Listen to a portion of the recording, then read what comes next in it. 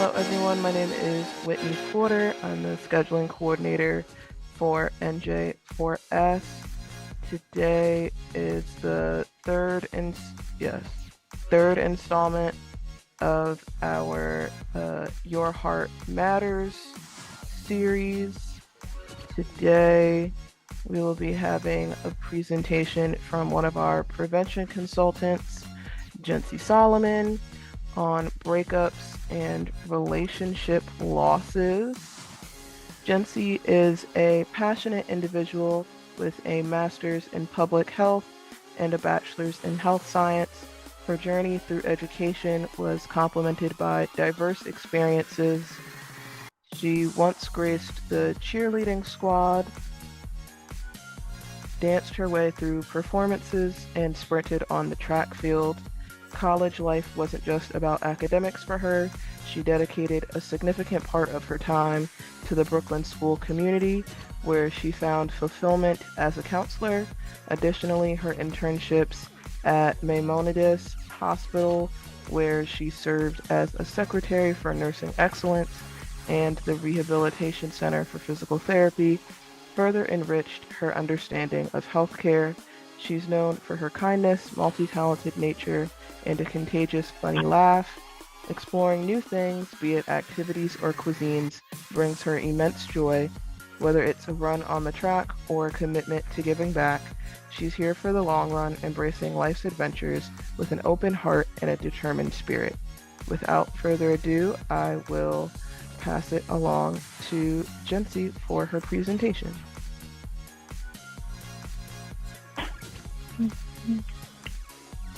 Alright guys, just give me a second to share my screen. Can you guys hear me like better than before? Thumbs up. Okay.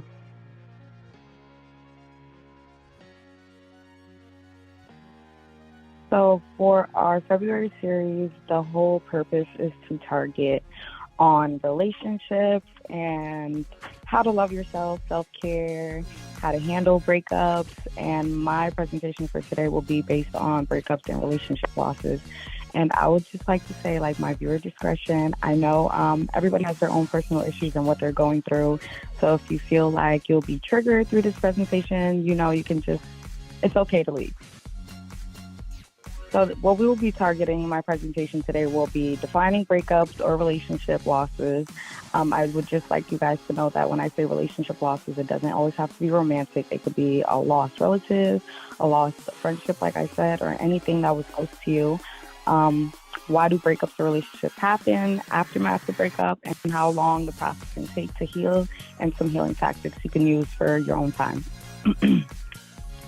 So this is February. This is love season where you spread love, give love, take love. And the love is given through platonic love or romantic love, as I said before. As you all know, relationships are any form of connection between two people. It could either be healthy or toxic. We have platonic friendships, which is a bond between two people. It involves an intimate bond, but this is like non-sexual, while romantic is categorized with feelings and emotions and attractions for somebody that you're with. This can involve intimacy and commitment. So we're going to talk about relationship losses. As said previously, relationship losses are any form of loss of companionship. So it could be romantic, it could be loss of assets, support, financial, social, or friendships. So some examples from support would be, for instance, if you're an influencer or some social media influencer. I know this generation has a big thing with canceling people. So if you cancel someone, you lose your friend. So that would be like a form of loss of support. Financial could be someone married and they're a woman or man were the breadwinner and usually assets are taken when divorce happens. So that's a form of relationship loss, friendship loss, social loss. We have different forms of relationships. We have platonic, I said before, it's a close commitment, close intimate bond with a friend. Romantic, which is involving feelings of love, attraction, commitment, infatuation. We have codependent relationships between two people, which is an imbalanced relationship where one partner typically takes care of another. And we have casual, which is often involved with just sex without commitment. We have open, which is those who are not monogamous and choose to have an open relationship, and toxic, which is an unhealthy relationship that harms you emotionally, physically, or psychologically. Why do relationship losses happen? And it's usually because differences, changes in relationships. So changes could be anything ranging from opinion to distance to actually losing someone that they may pass away.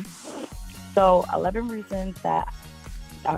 common reasons that relationship happens are usually because people grow apart or falling in love with potential. I know when you meet somebody, you're infatuated, you're love bombed, so you don't get the opportunity to learn someone for who they are. Arguments, consistent arguments could be about anything, but it could be so detrimental that it harms the relationship. Different interests. Somebody can be an extroverted person, someone can be an introverted person. Sometimes it balances, sometimes it doesn't. Unfaithfulness, those are those who step out of their relationship boundaries. Lack of respect, domestic violence, we have addictions, distance, financial issues, or housework imbalance. So growing apart is usually when the honeymoon stage fizzles out. You meet somebody, like I said before, like everything is perfect. You don't know the faults of the person, and eventually you start seeing who they truly are, and it's either intolerable or tolerable, but that's up to you and up to your partner. If it's detrimental enough to where you feel like you need to walk away, you do so. Or you're no longer attracted to this person. This could involve looks, this could involve their mentality or how they go about themselves, even growth. It could be a reason why people grow apart, and this is involving levels of maturity or trauma bond. One person choosing to heal from what they've gone through, and the other choosing to stay stuck in the past, or someone still living life through their unhealthy patterns or unhealthy mindsets or unhealthy attachment styles. Falling in love potential, we're ignoring the red flags that can trigger toxic levels in a relationship. This could be those who can't differentiate lust over love, never getting to actually know someone, just what their physical appearance is. That's enough for some people, but others, they want a little substance. They want to be mentally stimulated. Ignoring the red flags with is just potential, not fully accepting the person for who they are and who you assume they could be instead of for who they are within the moment. And arguments, this could be intense arguments. This could involve family, money, bad habits, cheating, whichever. It's consistent arguments. People are bound to disagree and arguments are bound to happen. But when it's so consistent to the point where you feel like it's affecting their relationship, people, go their separate ways. Different interests. Some people want to have children. Some people don't want to have children. Some people want to get married. Others don't want to get married.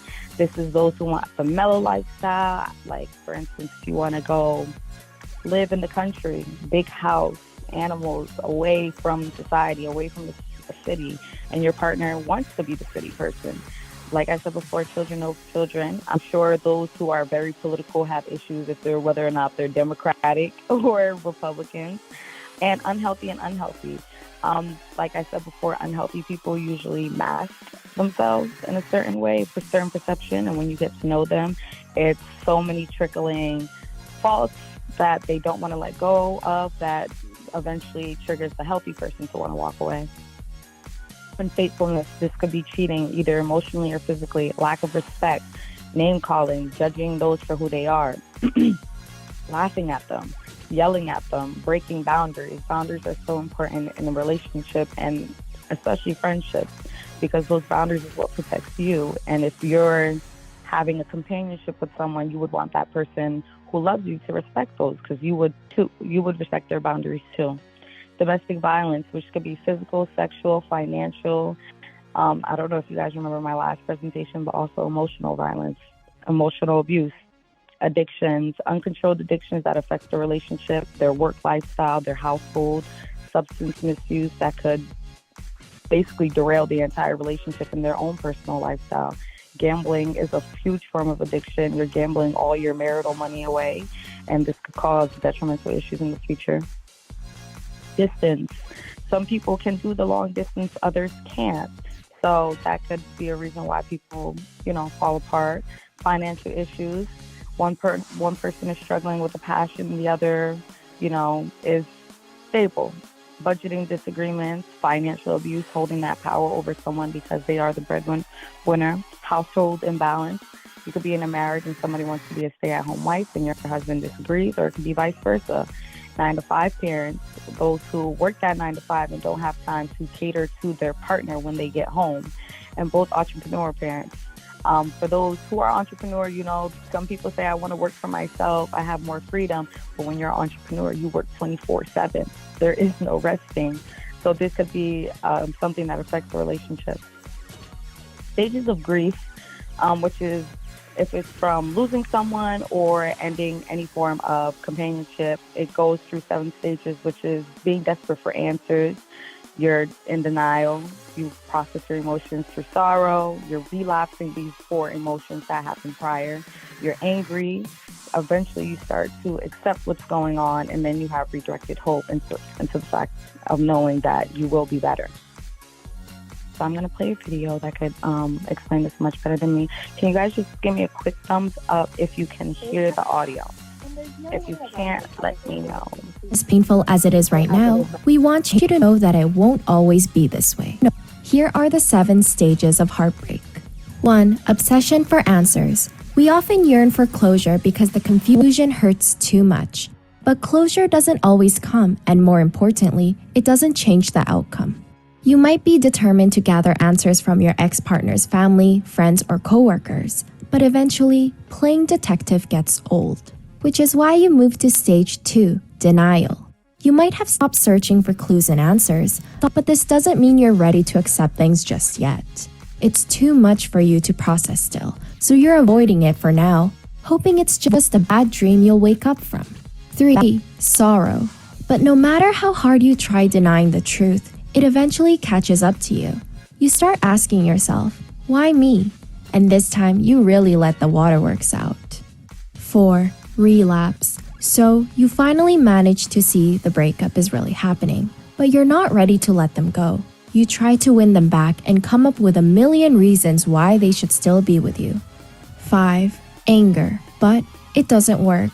You feel fed up and angry about the situation. You start holding on to grudges because it's better than not holding on to anything at all. 6. Acceptance. But even then, you eventually grow tired of resenting your ex. So you try something healthier by accepting the breakup for what it is. You're not necessarily happy about it, but you're no longer bitter either. 7. Hopefulness. Breakups can leave us feeling scarred and doubtful, but the heart knows how to mend over time. When you're ready, you start dating again and see your past relationship as a lesson. It's important to remember that all the heartbreak you go through should be taken as an experience. Each one brings you one step closer to finding that perfect one. Are you going through a breakup? If so, which stage are you in? Please share your thoughts. Okay, can you guys hear me? Okay. So that's breakup suck, and there's no way around. Just a little insider that we're not alone. We've all experienced a form of a relationship loss. I know a lot of us tend to, shelter our emotions or don't speak on it. But I just looked up a quick study to show you that we're not the only persons that go through things like this. So Northeastern University conducted a self-report questionnaire based on their students. It was 1,735 university students that did this study. 98% of these respondents reported they were experiencing a breakup. 96% of them reported emotional trauma, which is like anger, depression, or anxiety. 93% also reported that they were experiencing physical trauma, which is nausea, sleep loss, and weight loss. We're all different people, so we process things differently. Some people could go through mental withdrawals or emotional traumas, while they see it physically. So you may not think that you're going through a relationship loss because your symptoms are different from somebody else. But as you get to learn yourself, you understand that everyone processes different. So this is the statistics chart on what everyone was feeling in the study. Some people, they had breakups, which was physical and emotional hardships as to why they broke up. A lot of them were depressed, devastated, they were miserable. Their appetite loss was gone. It's either they started eating more or they started eating less. their post their post relationship grief, it was different. So it's either it increased or decreased. As said before, some people are more emotional than others. So it's either they're processing things emotionally or they're processing it physically. Insomnia, you lose sleep. Weight loss, as said before. Some people blame themselves. Some people think it's their fault. So they lose self confidence or their self esteem is low. They're angry. They're trying to figure out what is going on. Like, I thought this was supposed to be something we worked on. This anger could be either towards physical violence, emotional issues, language. Some people react in an angry way through language by, consistently cursing or cursing out the person that ended things, or cursing out just the world because they're so angry because they lost the relationship that they valued. So we're gonna move on. Some common symptoms of heartbreak are depression, social anxiety, insomnia. As I said before, you have disordered eating patterns. I know one for me. If I'm not feeling like myself, I don't eat. I'm not sure why. And then I'm super hungry the next day. You lose motivation. You don't have energy. You don't feel like you can cope. Your self-esteem is low. Your confidence is low. You feel hopeless. You feel helpless. Some people, if it's to the point where they feel like the relationship loss affected them so bad, it could trigger suicidal thoughts, or trigger them to self-harm. It could trigger them to misusing substances. If they were already using substances, it could either up the dosage for them. Lack of self-care. Some people can wallow away in bed. They're never leaving their room. They could binge eat, never cleaning after themselves as they were doing before, prior to the relationship losses. According to this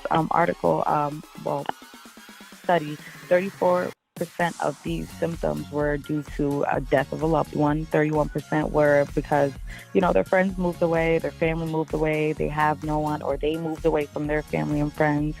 21% of this was due to divorce and separation. Your feelings are natural. So I don't know about everyone, but I love to process my emotions. I'm a very emotional person. I feel like it helps you get through the process quicker. You understand your emotions. You understand that sometimes things are not your fault. Not everything is permanent. Some things are temporary. You go through what you go through, and sometimes it's okay to let go. So you have to remember that everybody experiences grief, sadness, and loss. So you have to allow yourself to feel these emotions. You can't believe that, you're unloved, you're lonely, or inadequate of finding love, or because you lost this person that you very much cherish, that this is the end of the world. It's not. You can reach out to friends and family, those who can support you while you're going through these emotions. And you can recognize that everyone is flawed if you are going through a friendship or relationship loss. And take yourself out if you have social anxiety. I know some people have the tendency, when they know they have social anxiety, they hide themselves. But we need to figure out what those triggers are in order for us to overcome these social anxiety triggers.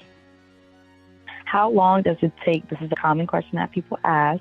There is no definite answer. It all depends on the depth of the relationship, how long it was, and the reason for the breakup, or if this person just passed away.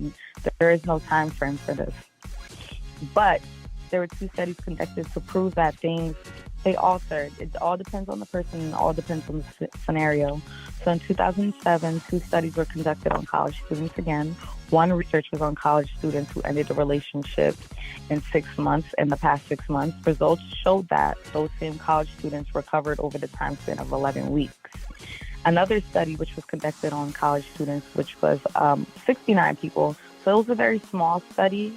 So we can't really get a huge statistical numbering off this because it was a small population. So they too went through a breakup in the past 6 months. Each individual was given a questionnaire every 2 weeks on how they were feeling after this breakup. And those emotions, this questionnaire was to basically track their emotions on whether or not they're peaked or they went down. And the results showed that their distress levels on the ended relationship declined around the 10-week mark. So as you can see between these 2 studies, some people take 11 weeks to break up. Some people's distress levels can decline over the 10-week mark. But just because your emotions are declining doesn't mean you can't still feel that pain. It could be years after you're thinking about this relationship loss and you just start crying. So these are just, just some statistical ways on how people process things. So some healing things that I would like to say to stay away from is overindulging in unhealthy activities when you're going through a relationship loss.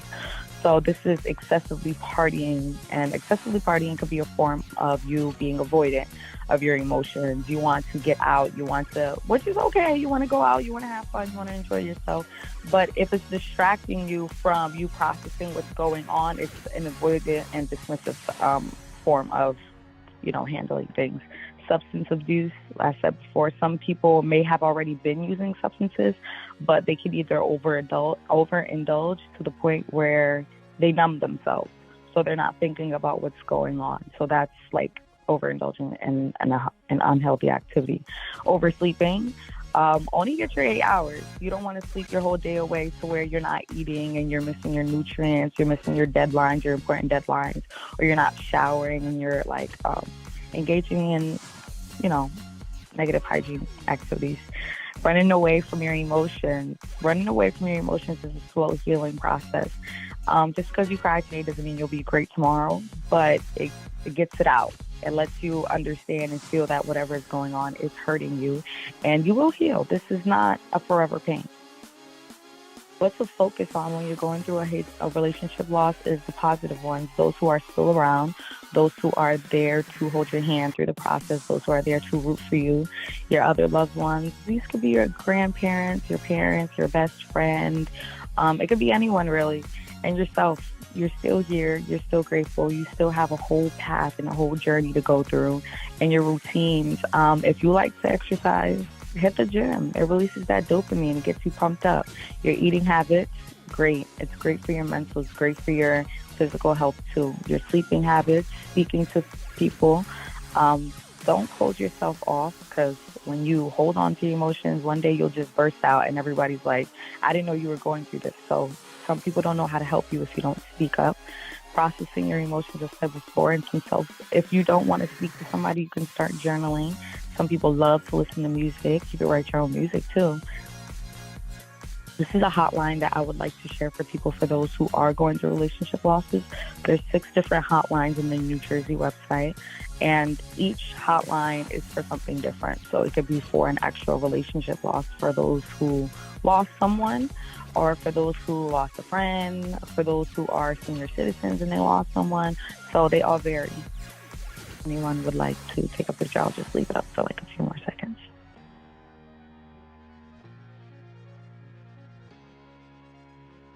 So an activity that I have for you guys, a heal and feel. I'm not sure if everyone is great at meditating, but I would love for us to get into this 5-minute heart healing guided meditation. So if you would like to participate, then participate. If you don't, it's okay too.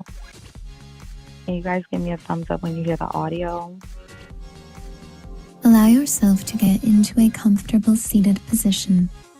Spine tall and straight. Shoulders rolled back slightly to open up your heart. Palms resting in your lap, facing open. And when you feel ready, softly close your eyes.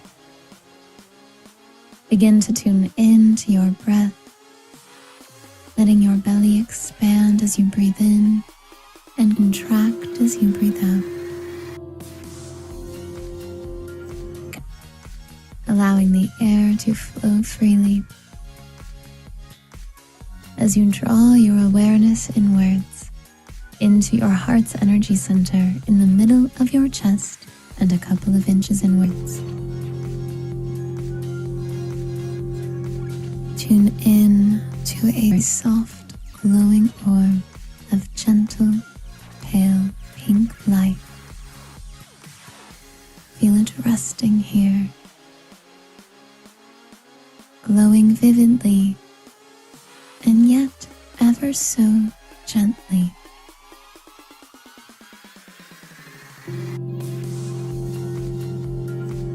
Tune in to this energy. Welcome in your highest, most loving guides, as well as your higher self, simply by setting the intention that you feel them here now. Say thank you to them. Thank you to yourself.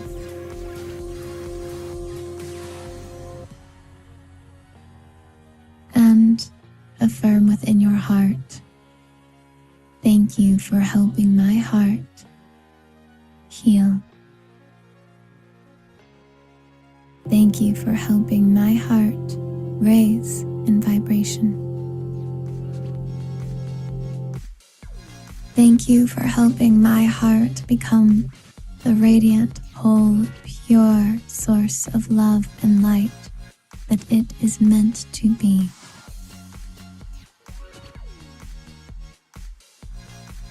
Take a nice big breath in, stomach and ribcage fully expanding, breathing into your heart's energy center. And when you're ready, exhale with a sigh as you relax more deeply into your heart.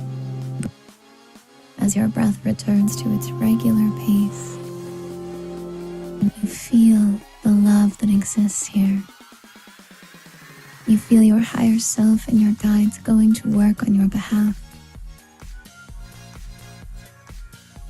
You feel the frequency of divine love, compassion, healing.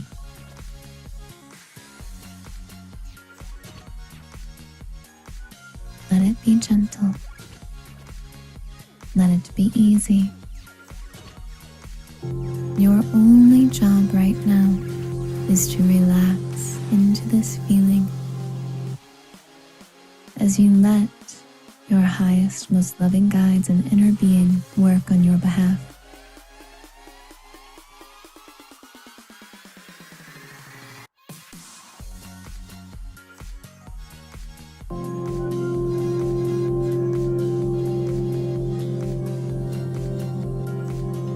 Simply allow whatever sensations you notice and direct your energy to feeling the love here.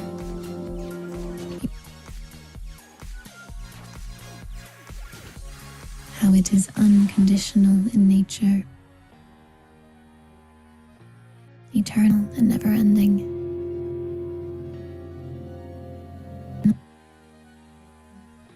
Say thank you out loud or in your mind as you bring both your hands to your heart, giving yourself a little pressure here. Feel deeply appreciative to yourself, to your guides, to your inner being, and to your heart. And slowly begin to bring your awareness back to the world around you, opening your eyes as it feels good to you.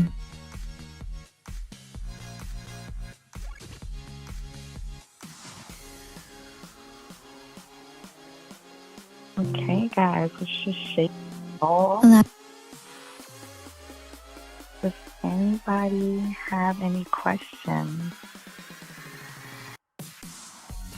Comments?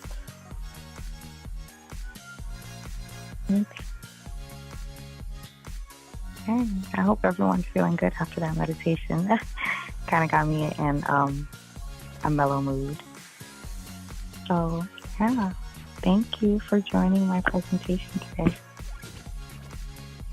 I'm not sure if I can hear you guys. Okay, I have something in the question box. Okay, never mind. I'm not sure if you guys can unmute yourselves. Thank you, Karen. Thank you guys for joining and watching. Thank you so much, Jeancy, for that presentation. It was really great and informative. So this was another installment of our February webinar series. You can join us again next week. We're going to be having our prevention consultant, Karen Yanni, giving a presentation on fostering healthy relationships. I put a link in the chat for the feedback form if you weren't able to scan the code in the presentation. Please fill that out. All the submissions are anonymous. Any feedback you have for Jeancy or her presentation or the presentation topic will be gratefully appreciated. The feedback that y'all provide allows us to continue to improve our presentation, so we're giving the best quality education to the community. Like I said, we have our next presentation on the 26th. That's Karen Yanni at noon, fostering healthy relationships. If you have any questions pertaining to NJ4S Union Hub programming, you can email us at nj4sunion@preventionlinks.org. And to keep up with what we are doing within the community, you can follow us on social media at NJ4S Union on Instagram and Facebook. So thank you so much, everybody, for joining us today, and I hope you have a great rest of your day.